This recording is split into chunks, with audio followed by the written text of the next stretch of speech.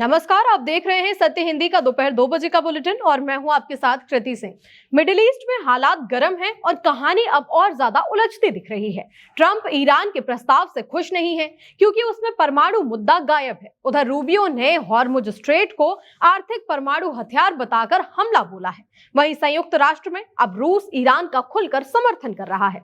इस बीच यूएई और जर्मनी ने भी ईरान की बढ़ती ताकत और अमेरिका की रणनीति पर सवाल खड़े कर दिए हैं। भारत में भी बंगाल चुनाव के दूसरे चरण के मतदान से पहले सियासी गर्मागर्मी अब तेज हो चुकी है। इन सब खबरों पर इस बुलेटिन में बात करेंगे, लेकिन पहले देखते हैं 5 बड़ी खबरें। ईरान के प्रस्ताव से नाखुश ट्रंप, परमाणु मुद्दे पर डील से किया साफ इनकार। अमेरिकी मंत्री ने हॉर्मुज स्ट्रेट को बताया आर्थिक हथियार, ईरान पर बोला हमला। केजरीवाल के बाद सिसोदिया की भी कोर्ट से दूरी, सत्याग्रह के रास्ते पर आम आदमी पार्टी।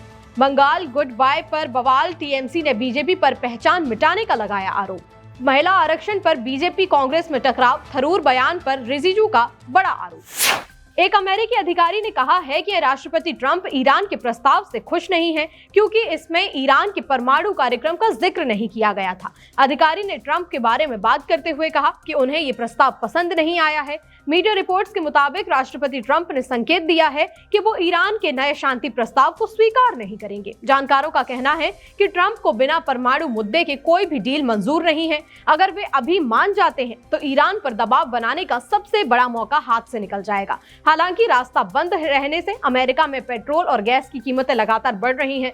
ट्रंप के सामने अब बड़ी चुनौती है कि वो अपने देश की अर्थव्यवस्था बचाएं या फिर सुरक्षा। फिलहाल ट्रंप ने दोबारा बमबारी शुरू करने के विचार पर भी अपनी हिचकिचाहट दिखाई है। व्हाइट हाउस का कहना है कि प्रेस के जरिए किसी भी तरह की बातचीत नहीं करेंगे। राष्ट्रपति ने साफ कर दिया है कि वे केवल वही फैसला लेंगे जो अमेरिकी जनता के हित में होगा। अमेरिकी विदेश मंत्री मार्को रूबियो ने हॉर्मुज स्ट्रेट को आर्थिक परमाणु हथियार बताते हुए कहा है कि ईरान तेल के जरिए पूरे दुनिया पर दबाव बनाने की कोशिश कर रहा है। उन्होंने कहा कि ईरान खुद दावा कर रहा है कि वो दुनिया की 20 से 25% एनर्जी सप्लाई रोक सकता है और अगर उसके पास परमाणु हथियार आ गए तो वो पूरे इलाके को बंधक बना सकता है। रूबियो के मुताबिक ईरान वही काम अभी तेल के जरिए कर रहा है जो वो परमाणु ताकत से करना चाहता है। उन्होंने ये भी दावा किया कि हालिया संघर्ष में ईरान कमजोर हुआ है, उसकी मिसाइलें कम हो गई हैं, फैक्ट्रियां तबाह हैं और नौसेना लगभग खत्म हो चुकी है। रूस ने संयुक्त राष्ट्र में ईरान का खुला समर्थन करते हुए कहा है कि युद्ध के समय समुद्री रास्ता रोकना उसका अधिकार है। संयुक्त राष्ट्र सुरक्षा परिषद की बैठक में रूस और पश्चिमी देशों के बीच भारी बहस हुई। रूस के राजदूत वासिली नेबेंजिया ने ईरान का बचाव करते हुए अमेरिका और यूरोप को जमकर कोसा। उन्होंने कहा कि पश्चिमी देश पाखंडी हैं और वे बिना वजह ईरान को निशाना बना रहे हैं। रूस के मुताबिक अगर किसी देश पर हमला होता है तो वो अपनी सुरक्षा के लिए समुद्री रास्ता रोक सकता है। नेबेंजिया ने पश्चिमी देशों की तुलना समुद्री डाकुओं से कर दी जो काला झंडा लेकर लूटपाट करते हैं। उन्होंने आरोप लगाया कि यूरोपीय संघ खुलेआम समुद्र में डकैती कर रहा है। इसके साथ ही रूस ने यूक्रेन द्वारा रूसी जहाजों पर किए जा रहे ड्रोन हमलों की भी कड़ी शब्दों में निंदा की। रूस और चीन पहले ही सुरक्षा परिषद में उस प्रस्ताव को रोक चुके हैं जो समुद्री रास्ते को खोलने के लिए लाया गया था। रूस का मानना है कि इस पूरे विवाद के लिए ईरान नहीं बल्कि पश्चिमी देशों की नीतियां जिम्मेदार हैं। अब इस बयान के बाद अंतर्राष्ट्रीय मंच पर तनाव और बढ़ने के आसार हैं। पूरी दुनिया देख रही है कि कैसे रूस अब खुलकर ईरान के साथ खड़ा हो चुका है। यूएई के राष्ट्रपति के सलाहकार अनवर गर्गाश ने कहा है कि ईरान बिना परमाणु हथियारों के भी महाशक्ति जैसा बर्ताव कर रहा है। उन्होंने ईरान के हालिया हमलों को बहुत गंभीर बताया। उन्होंने कहा कि ईरान की आक्रामकता कोई अचानक हुआ हादसा नहीं थी, ये सब बहुत पहले से प्लानिंग करके और सोच समझकर किया गया था। यूएई का मानना है कि ईरान अब सुपर पावर की तरह अपनी ताकत दिखा रहा है। गल्फ देशों ने हमेशा कोशिश की कि ईरान के साथ तनाव कम रहे। उन्होंने कभी भी अपनी जमीन का इस्तेमाल ईरान के खिलाफ नहीं होने दिया।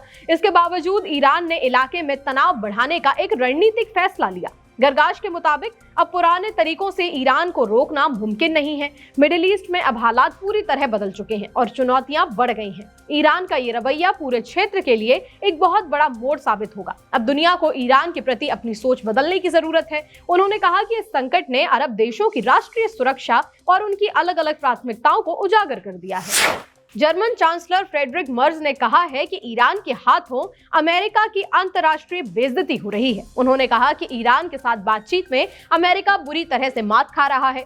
मर्ज के मुताबिक ईरानी कूटनीतिज्ञ अमेरिका को अपनी उंगलियों पर नचा रहे हैं। उन्होंने तंज कसा कि अमेरिकी अधिकारी बार बार इस्लामाबाद जा रहे हैं और खाली हाथ लौट कर आना पड़ रहा है।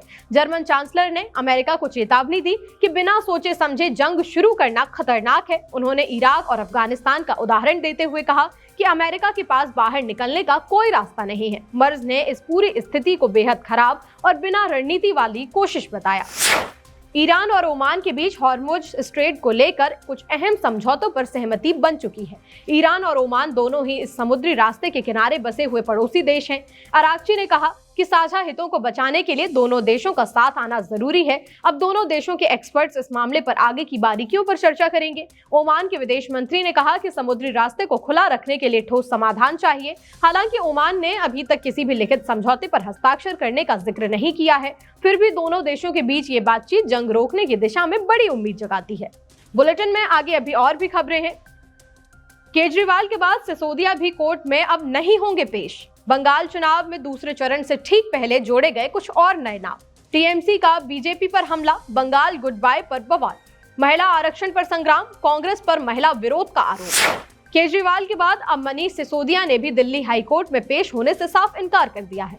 सिसोदिया ने जस्टिस स्वर्णकांता शर्मा को चिट्ठी लिखकर कहा है कि आबकारी नीति मामले में अब उनकी तरफ से कोई वकील भी पेश नहीं किया जाएगा। उन्होंने साफ कहा कि मौजूदा हालात में उनकी अंतरात्मा उन्हें इस कोर्ट में आगे की कार्यवाही में शामिल होने की इजाजत नहीं देती। सिसोदिया ने यह भी कहा कि ये किसी व्यक्ति का मामला नहीं बल्कि न्याय व्यवस्था पर भरोसे का मामला है और न्याय सिर्फ निष्पक्ष होना ही नहीं बल्कि दिखना भी चाहिए। हालांकि उन्होंने साफ किया कि उनका संविधान और न्यायपालिका पर भरोसा कायम है, लेकिन जब मन में संदेह हो तो सिर्फ औपचारिक भागीदारी सही नहीं लगती। इसलिए उन्होंने सत्याग्रह का रास्ता चुना है। इससे पहले अरविंद केजरीवाल भी इसी मामले में कोर्ट में पेश होने से इनकार कर चुके हैं, जिससे अब ये मामला कानूनी दांवपेच के साथ और ज्यादा आगे बढ़ता जा रहा है। पश्चिम बंगाल में दूसरे चरण के मतदान से ठीक पहले 1468 लोगों के नाम दोबारा वोटर लिस्ट में जोड़ दिए गए हैं, जबकि 6 नामों को ट्रिब्यूनल ने शामिल करने से साफ इनकार कर दिया। अब दूसरे चरण के लिए कुल मतदाताओं की संख्या करीब 3 करोड़ 22 लाख हो गई है और 142 विधानसभा सीटों पर वोटिंग होनी है। दिलचस्प बात यह है कि इससे पहले 27 लाख से ज्यादा नाम गड़बड़ी के कारण हटाने की प्रक्रिया शुरू हुई थी और पूरे अभियान में करीब 91 लाख नाम लिस्ट से हटाए जा चुके हैं। मामला सुप्रीम कोर्ट तक पहुंचा, जहां कोर्ट ने अपने विशेष अधिकार का इस्तेमाल करते हुए आदेश दिया कि जिन नामों को ट्रिब्यूनल मंजूरी दे दे उन्हें वोटिंग से ठीक पहले भी लिस्ट में शामिल किया जा सकता है। इसी आदेश के बाद चुनाव आयोग ने नई सप्लीमेंट्री लिस्ट जारी की है। हालांकि अब भी पूरा डेटा साफ नहीं है, इसलिए वोटर्स को अपनी स्थिति जानने के लिए अलग अलग लिस्ट या वेबसाइट पर जाकर चेक करना पड़ रहा है। पश्चिम बंगाल चुनाव से ठीक पहले सियासी लड़ाई अब और तेज हो गई है, जहां तृणमूल कांग्रेस ने बीजेपी पर बड़ा हमला बोला है। मामला बीजेपी के उस सोशल मीडिया पोस्ट से शुरू हुआ जिसमें मुख्यमंत्री ममता बनर्जी को चुनाव के बाद बंगाल गुड बाय कहते हुए दिखाया गया। टीएमसी ने इस पोस्ट को सिर्फ राजनीतिक बयान नहीं बल्कि बंगाल की संस्कृति, भाषा और पहचान के लिए खुली धमकी बताया। पार्टी का कहना है कि बीजेपी बंगाल को चलाना नहीं चाहती बल्कि उसकी पहचान बदलना चाहती है। टीएमसी ने साफ कहा कि बंगाल गुड बाय का मतलब तो ये है कि बंगाल की संस्कृति, भाषा, इतिहास और विरासत को अलविदा कह देना, जो किसी भी कीमत पर मंजूर नहीं किया जाएगा। उधर बीजेपी इस पूरे मामले को सिर्फ चुनावी बयानबाजी बता रही है। पश्चिम बंगाल चुनाव के बीच यूपी कैडर के योगी आदित्यनाथ के पसंदीदा पुलिस अफसर आईपीएस अजय पाल शर्मा का एक चेतावनी भरा वीडियो सोशल मीडिया पर वायरल हो गया है। वीडियो में अजय पाल शर्मा एक उम्मीदवार के घर जाकर उनके परिवार को धमकाते दिख रहे हैं। वे साफ लहजे में कह रहे हैं कि या तो सुधर जाओ वरना बाद में भुगतना पड़ेगा। बीजेपी ने इस वीडियो को शेयर करते हुए उन्हें एनकाउंटर स्पेशलिस्ट बताया है। बीजेपी का दावा है कि इस बार चुनाव में कोई गड़बड़ी नहीं कर पाएगा। हालांकि तृणमूल कांग्रेस ने इस वीडियो को महज एक चुनावी साजिश करार दिया है। टीएमसी का कहना है कि लोगों को डराने के लिए ये क्लिप जानबूझकर फैलाई जा रही है। वहीं चुनाव आयोग ने इस पूरे मामले पर अभी तक कोई आधिकारिक बयान जारी नहीं किया है। बीजेपी ने एक्स पर शेयर किया है कि इस पर रिएक्शन भी आ रहे हैं। वरिष्ठ पत्रकार रवीश कुमार ने कहा कि तो बीजेपी अपने हैंडल से पोस्ट कर रही है, सब सही चल रहा है, फिर चुनाव ही क्यों चल रहा है। महुआ मोइत्रा ने भी मोदी और योगी पर तंज कसते हुए लिखा है कि हीरोगिरी थोड़ा संभाल कर करिए। तृणमूल कांग्रेस ने आईपीएस अजय पाल शर्मा की नियुक्ति पर सवाल उठाते हुए उन्हें उनके पुराने विवादों की याद दिलाई है। टीएमसी का कहना है कि चुनाव आयोग ने एक विवादित अफसर को बंगाल में पैराशूट से उतारा है। पार्टी ने आरोप लगाया कि अजय पाल का पुराना रिकॉर्ड भ्रष्टाचार और साजिशों से भरा पड़ा है। टीएमसी ने याद दिलाया कि रामपुर में तैनाती के दौरान उन पर पैसे लेकर पोस्टिंग देने का आरोप लगा था। इतना ही नहीं, उन पर एक महिला को फर्जी केस में फंसाने के लिए पुलिस का गलत इस्तेमाल करने का भी आरोप है। टीएमसी ने साफ शब्दों में चेतावनी दी है कि ये बंगाल है, इसे उत्तर प्रदेश समझने की गलती ना करें। उन्होंने कहा कि अगर अधिकारी ने अपनी सीमा लांघी तो उन्हें इसका लोकतांत्रिक तरीके से खामियाजा भुगतना होगा। टीएमसी के मुताबिक एक निष्पक्ष ऑब्जर्वर को किसी भी पक्ष के लिए काम नहीं करना चाहिए। पार्टी ने यह भी कहा कि अपराधी प्रवृत्ति के अफसरों से बंगाल की जनता डरने वाली नहीं। केंद्रीय मंत्री किरेन रिजिजू ने कांग्रेस सांसद शशि थरूर के बयान को पकड़ते हुए दावा किया है। रिजिजू का कहना है कि थरूर ने खुद इशारों में ये मान लिया कि कांग्रेस महिला विरोधी पार्टी है। रिजिजू के मुताबिक संसद सत्र के बाद हुई बातचीत में थरूर ने कहा कि उन्हें व्यक्तिगत तौर पर कोई महिला विरोधी नहीं मानता, लेकिन पार्टी को लेकर अक्सर सवाल उठ सकते हैं और यही बात कांग्रेस पर सवाल खड़े करती है। वहीं दूसरी तरफ शशि थरूर ने अपने बयान को अलग तरीके से पेश करते हुए ये कहा कि महिलाओं को ज्यादा प्रतिनिधित्व मिलना चाहिए, लेकिन इसे परिसीमन से जोड़ना लोकतंत्र के लिए खतरा हो सकता है। उन्होंने साफ किया तो वो महिलाओं के अधिकारों के पक्ष में है, लेकिन सरकार के तरीके पर सवाल उठा रहे हैं। फिलहाल इस बुलेटिन में इतना ही। देश दुनिया की तमाम बड़ी खबरों के लिए आप देखते रहिए सत्य हिंदी। नमस्कार।